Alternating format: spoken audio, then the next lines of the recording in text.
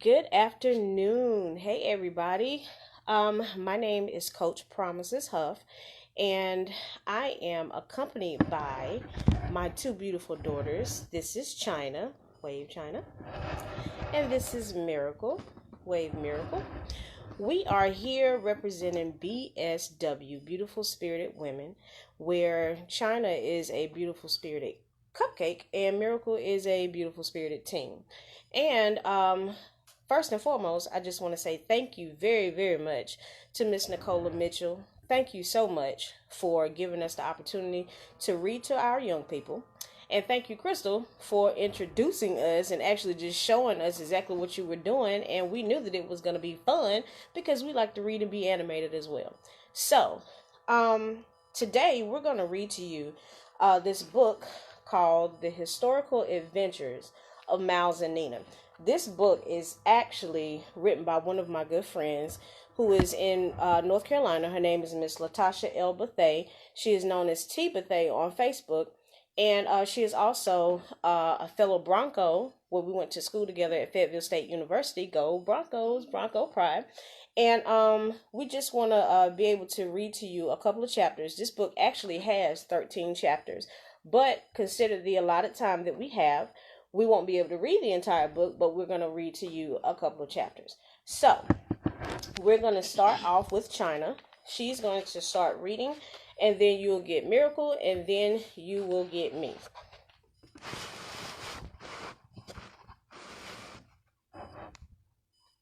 You go.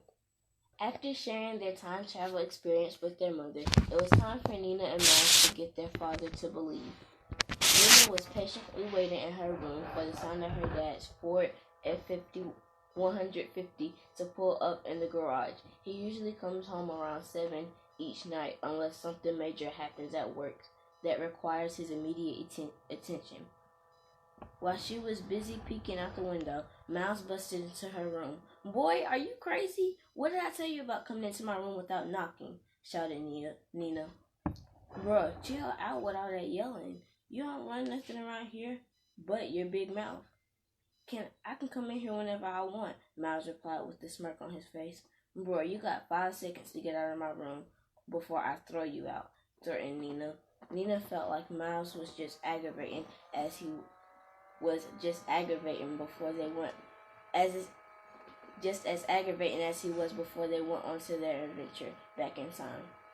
But she knew this was not the time to wring his neck, since they needed to come up with a game plan and support each other when they talked to their dad.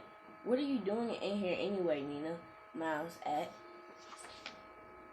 "What does it look like I'm doing? I'm waiting for Daddy to come home so we can tell him about our journey," replied Nina. "No, I don't think that's a good idea," Miles interjected. "Why not?" Nina demanded while folding her arms. "First off, Dad has been working extra hours this week. He is going to be tired and hungry.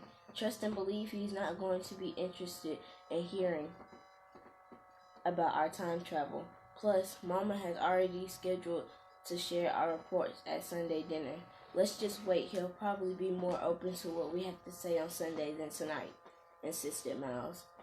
Nina really hated to admit, but she knew Miles was right. Their dad needed to relax and unwind before they dropped this bombshell on him. "All right, Miles, I'll wait until Sunday dinner," replied Nina while sighing. "Okay, bet. So, have you started writing your report yet?" Miles asked. "No, not yet, but it will be ready before Sunday dinner." "Bruh, it is Saturday. You're such a procrastinator," yelled Miles. "Boy, stop worrying about me. I'll have it ready." "Since you are all in my business, do you have yours finished?" asked Nina. "Are you serious right now? Do you know who you're talking to?" "Yeah, I have my report typed, double-spaced, and with the cover sheet," said Miles in an arrogant voice. "You're such a geek, Miles." "Whatever, big sis. You could be half as great as I am if you would just apply yourself," he added. "Get out," Nina yelled as she began to push Miles out of her room. "Hey, no need to get aggressive. I'm leaving. I got better things to do anyways. Plus, you need some time to get your report done," replied Miles. "Dude, stop talking to me like you're my boss. I will have my report done, so stop annoying me about it," said Nina. Alright, Nina, but don't come to my room begging me to do your report later. You're on your own, bro, he said as he walked towards his room. After Miles left Nina's room, she stretched out on her bed and began to recall the events that took place during their time travel. Out of all the events that took place, the story of Claudette Colvin made the greatest impact on Nina. Maybe it was because Claudette was not much older than Nina when she took a stand for social equality. Nina felt that Claudette's boldness was beyond anything she had ever seen before for someone her age. She literally stood up to white cops without showing an ounce of fear. She was not afraid of going to jail or what could happen to her once she was there. Nina desired to have that same type of courage one day. In Chicago, stories of injustice were as common as Asian-owned hair stores in the hood. Nina never thought she had what it took to make an impact in her community. She was reminded of what her grandma Lily said: if our generation doesn't learn from the past history, we will definitely repeat ourselves. Unfortunately, Nina was starting to see history repeat itself right before her eyes. She lay there in deep thought, considering the rampant racism people experience daily, the drug epidemic controlling the streets, the high crime rates that her city televised, and the horrible police brutally. Nina decided to get started on her report. She grabbed her laptop and began to take her frustration out on the keys when Miles busted into her room again. "Bro, you still haven't learned?" said Nina as she picked up one of her shoes and threw it at Miles. Miles quickly dodged the shoe, headed towards his head, and ran out of Nina's room. Quickly, Nina jumped up and locked her bedroom door just in case Miles had the urge to come back into her room. Miles was mad that Nina threw the shoe at him. He thought about all the times that he could have really fought back and resisted, but his father told him that man does not hit women. He is to use his strength to protect and provide for his woman and family. So since Nina is his sister, he could not give her these hands. He had gotten good at boxing since he had been training with his dad. Once Miles calmed down, he began to reflect on the time travel journey. He laid back in his beanbag chair as he stared at the window in deep thought. Miles really enjoyed the trip back into the civil rights era, and he was looking forward to the next journey. The Greensboro Force stood out to him, which consisted of David Richmond, Franklin McLean, Ezell Blair Jr., and Joseph McNeil. Those young college students had a plan and made a pact to accomplish their goal. Miles understood that being black in America was difficult and being black male was even harder. He could only imagine the thoughts that were going through the minds of those brave students when they entered the Woolworth store back in 1960. Miles understood that they were putting their lives in danger for equality. Even in 2017, the endless stories of black men and boys being killed by the police officer greatly affected how Miles viewed police officers. The story of Michael Brown, Eric Gardner, and even Tamir Rice gave Miles panic attacks each time he would see a police officer. It was real reality that what happened to them could happen to him or even his father. Nathan Miles' father helped him process his feelings. They had to talk about black men and the law. He taught Miles that the world has double standards to protect the majority but not minorities. Miles quickly understood that situations his white friends would consider minor could end up tragically for him because he's black. Miles often wondered why there was so much hatred between blacks and whites in America. The sound of the garage door opening interrupted his thoughts, a clear indication that his father was home.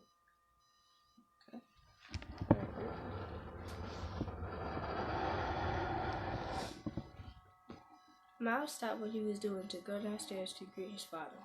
Once he opened his bedroom door, he saw Nina coming out of her room too, heading towards downstairs.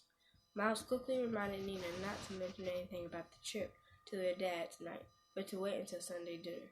Nina quickly turned around and said, "Miles, relax. I know," as she proceeded to walk down the stairs.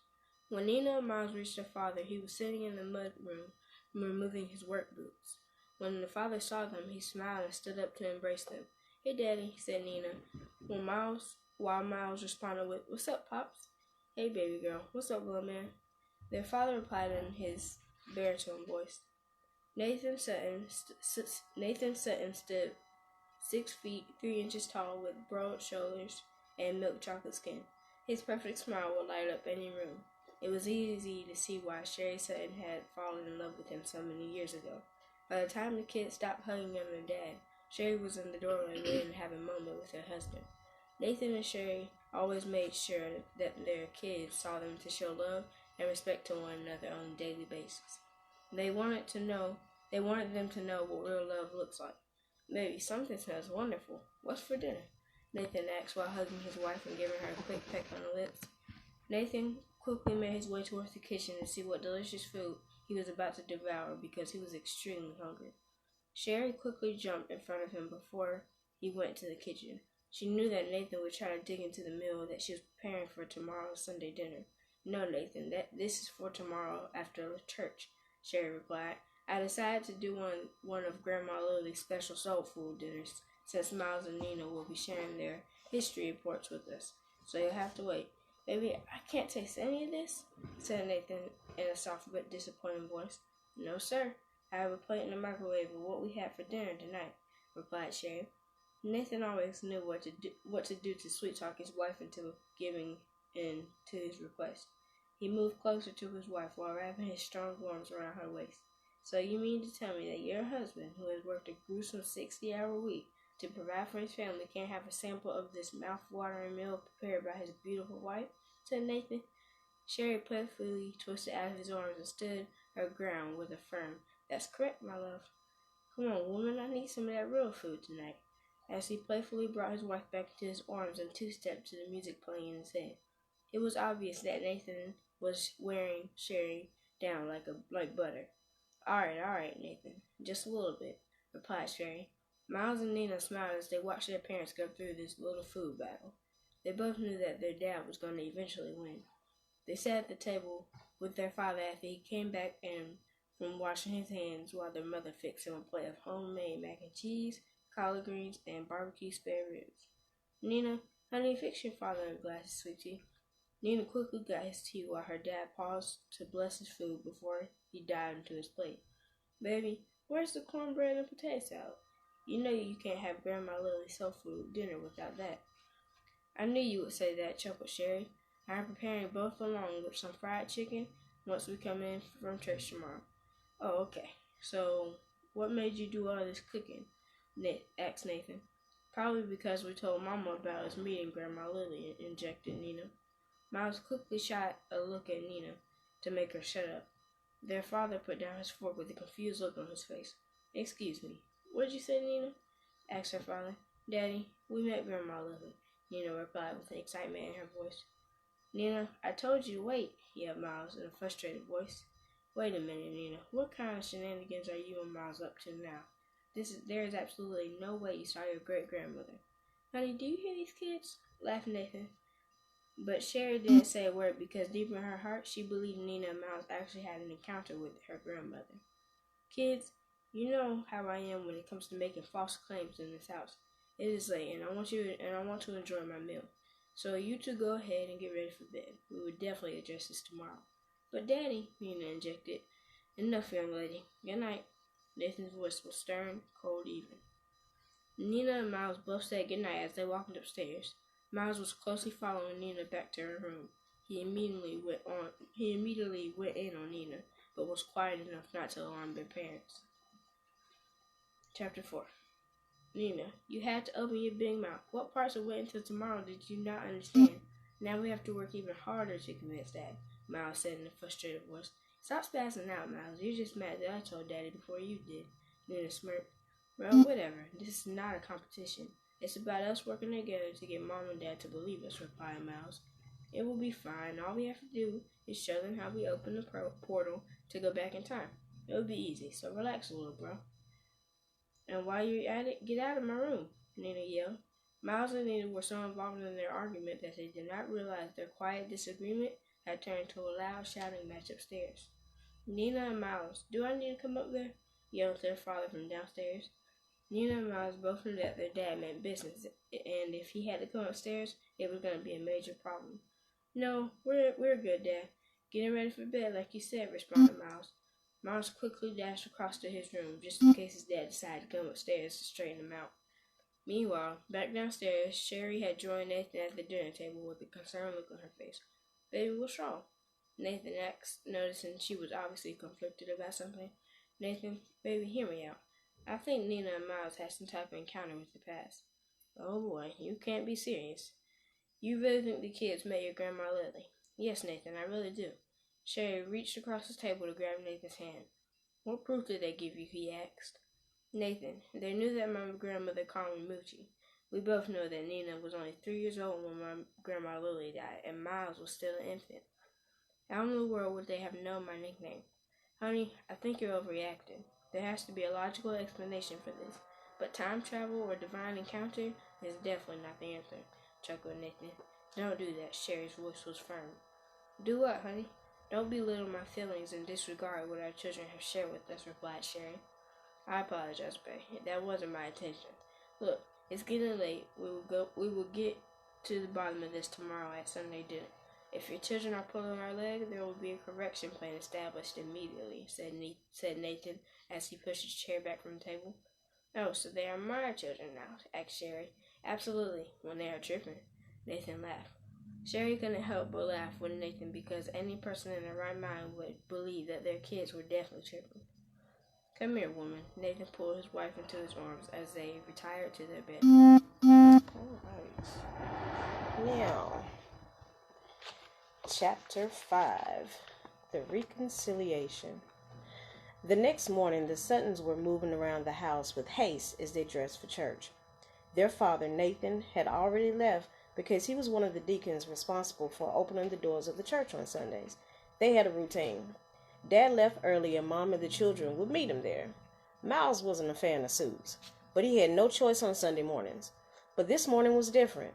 Miles was dressing to impress his father. He wanted everything right for when he presented his information about their trip back in time. He really wanted his dad to believe him. When Miles was in the mirror adjusting his tie, he heard his mother call for them to come downstairs so they can leave. Miles knew that his mother despised being late for church. He rushed to grab his coat and brush before leaving his room. Nina was almost downstairs when he came out of his room. They had not said much to each other since their argument the night before. Once everyone was in the car, Sherry proceeded to make the 30-minute drive to God's chosen missionary Baptist church. Sherry could tell that Miles and Nina were not talking to each other based on the quiet ride to church. She knew she had to change the atmosphere in the car before the family entered the house of the Lord. Kids, you all are mighty quiet this morning. Is everything okay? Yes, Mama. I'm doing just fine, Nina replied with while rolling her eyes at Miles. Miles, how are you feeling this morning? You good, son? Asked their mother. Anything we need to discuss before getting to church? No, Mom. I'm good, replied Miles. Well, since you all are having a hard time telling the truth this morning, let's discuss this argument you two had last night, said their mother. Neither Miles nor Nina said anything, which seemed like forever. She pulled up to the next light and turned around to face both of them. Nina and Miles both knew their mother meant straight business when she did that complete turn in her seat with that "don't make me jack you up" look on her face. They had no choice but to talk. Okay, Mom. Nina never listens to me. I tell her to do something and she always does the opposite, Miles said. Miles, you are not my daddy. You cannot tell me what to do. I am the oldest. You have to follow my lead, little boy, snapped Nina. Nina, enough of that attitude this morning. Sherry's voice was firm. You all can and will communicate without all of that extra stuff. Now, what was the argument about? Miles is upset because I told Daddy about our trip before the Sunday dinner. Nina spoke a little more calmly. Is that correct, Miles? Asked his mother. Yes, ma'am, said Miles. Okay, kids, what is your ultimate goal? She asked. Mom, the goal is to get you and Dad to believe that we actually went back in time, replied Miles. So, Nina, by sharing this information last night, did you all reach your objective? No, ma'am, we didn't, replied Nina. Kids, in order for you to persuade your father, you both have to be on the same page. Right now, you aren't, which will make it harder to achieve your goals, said their mother. So, Mama, does that mean you believe us? Miles asked. I believe something happened, but I'm not totally convinced that you all physically went back in time, said their mother. Miles and Nina were both excited to know that their mother somewhat believed them, but needed a few more facts to win her over. So, they quickly made amends just as their mother was pulling up into the church parking lot. Sherry was pleased to see that Miles and Nina were back on speaking terms as they walked into the church to sit with Nathan. Church was uplifting and spirit-filled throughout the service. The sermon also helped Sherry reinforce the importance of being on one accord. Pastor McLean preached a soul-stirring message from Amos 3:3. Her topic was, Can two walk together except they agree? It was obvious that this message spoke volumes to Nina and Miles as they listened attentively to the message. Chapter 6. The Preparation. After service, the family made their way in preparation for Sunday dinner and the Black History reports Nina and Miles had prepared. Once they returned home, everyone went to change their clothes except for Miles and Nina. They both agreed on the ride home that they would stay in their church clothes.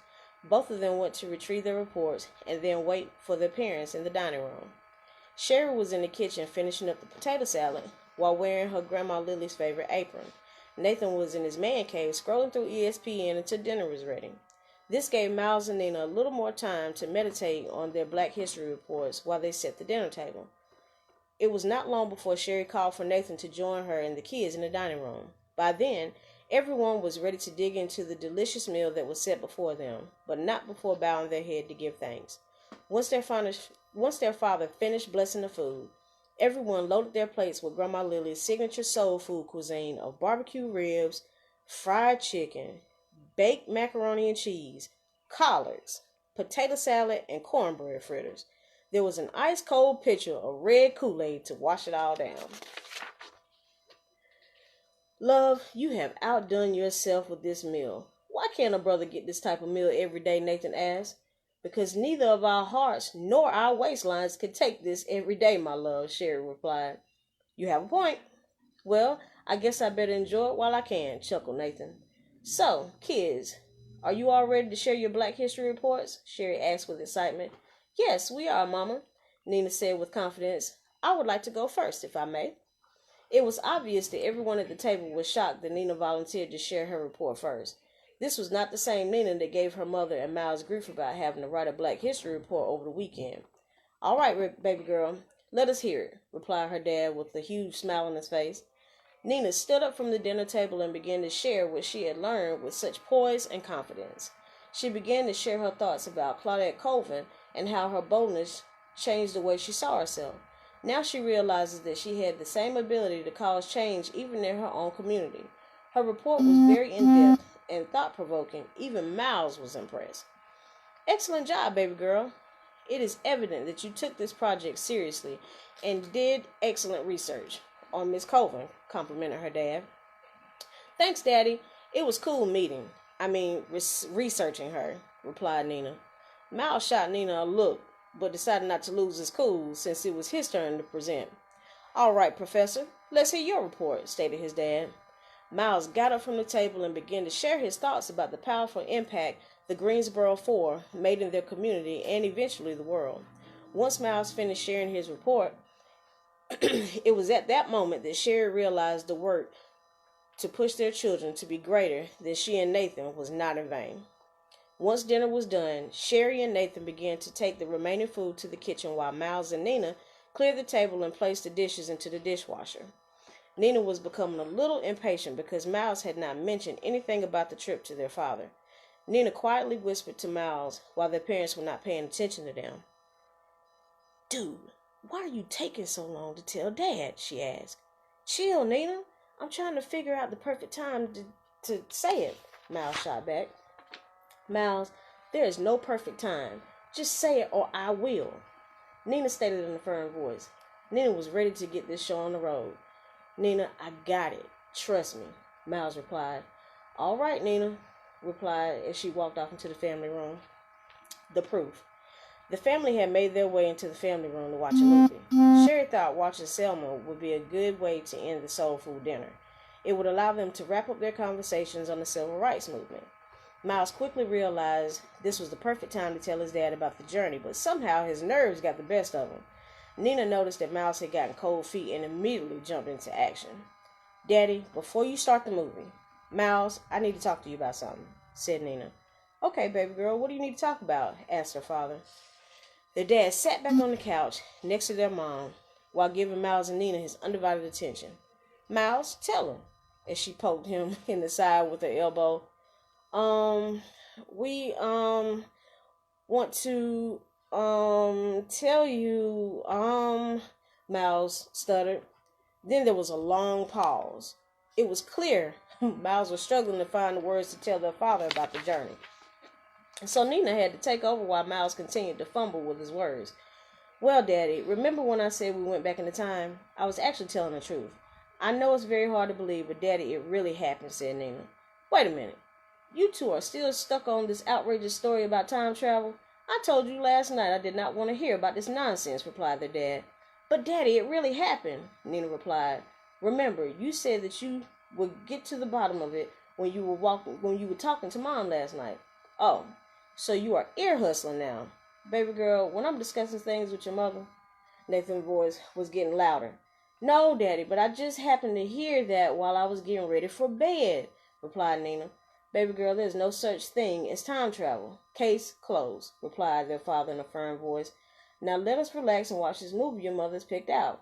Nina folded her arms in protest, but did not dare talk back to her father after he used his "don't try me" voice. Miles was standing there mute. He was absolutely no help, which only made Nina's blood boil even more. Sherry knew she had to come to the kids' rescue because Nathan can be stubborn as a mule at times. This is where Nina gets her personality from, like father, like daughter. Okay, everyone, let's calm down. Nathan, let's give the kids a chance to prove it, Sherry added. Prove what, woman? Nathan shot back, but immediately backed down when he saw Sherry's "don't trip on me" look in her eyes. All right, kids, like your mama said, prove it, said their father. Immediately, Nina instructed Miles to go get Grandma Lily's hope chest out of the garage. Miles took off running at light speed toward the garage. When he came back, his dad got up to help him bring the hope chest into the center of the family room. Miles opened the lid of the hope chest and pulled out Grandma Lily's cat-eye glasses. Okay, stand back and watch what happens when I spin Grandma Lily's glasses. It will open up the portal, said Miles. Nina waited with anticipation as Miles began to spin the glasses in his hand, but absolutely nothing happened. Their parents looked at them like they had truly lost their minds. Wait, Miles, let me try. Maybe it's not working for you because you already opened the portal using the glasses, stated Nina. Nina took the glasses from Miles' hands and began to spin the glasses in her hand. Again, there was no action, and it was obvious that their parents were becoming more impatient as they watched them try to figure out what to do. Okay, wait. Maybe we have to use a new item from the hope chest to open the portal, stated Miles. Miles, maybe you're right, replied Nina. Nina, grab something else really quick, said Miles. Nina frantically looked for something that could possibly open the portal. She moved some items around and came across a small crimson-colored satchel. She quickly tossed the bag over to Miles. He did not have time to check to see what was in the bag because he could tell by his father's facial expression that his patience was running out. Okay, Dad, let me try this. I promise this is going to work, Miles stated. Miles used the drawstrings on the bag to spin it around his finger, but once again, nothing happened. Both Miles and Nina had the look of defeat. This was the only way to prove they had gone back in time. Are you all finished with the shenanigans now? Asked their father with a chuckle. Son, hand me the bag. Let me show you how silly you look spinning your grandmother's satchel around your finger. Nathan reached for the bag. Once Miles' father had the bag, Nathan stood up to spin the satchel on his finger the same way, but what happened next would leave Nathan and Sherry both speechless. Once Nathan began to spin the bag, all of a sudden there were bright lights and sounds of firecrackers. The room began to spin before Nathan and Sherry could figure out what was happening. The entire family had been whisked back in time. Miles and Nina knew exactly what was going on when they began to see the flashes of light. they also knew that they had to brace their parents for the shock of their lives. So, there's still chapters left in this book, and I promise you, as we're reading, it's getting more and more exciting. But we are done for our allotted time, and Miracle Channel, stick your heads in here so they can see y'all. We just want to thank you so much again, Miss Nicola, for giving us this opportunity. And I promise you, we can get a hold to some more of these books, as you should.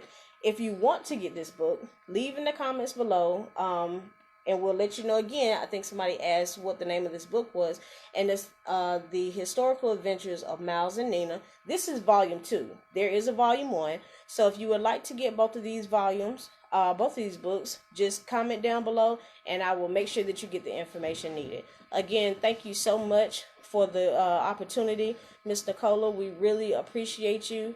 The girls on brunch who brunch on tour, thank you so much. This is very exciting. And also to Crystal, thank you so much. We're here representing for you, BSW. We love you guys, and young people, keep reading. I know we're out, but pick up a book and read. I promise you, if you find some exciting stuff to read, you'll be just as excited as we are. Thank you guys, and we look forward to seeing you soon.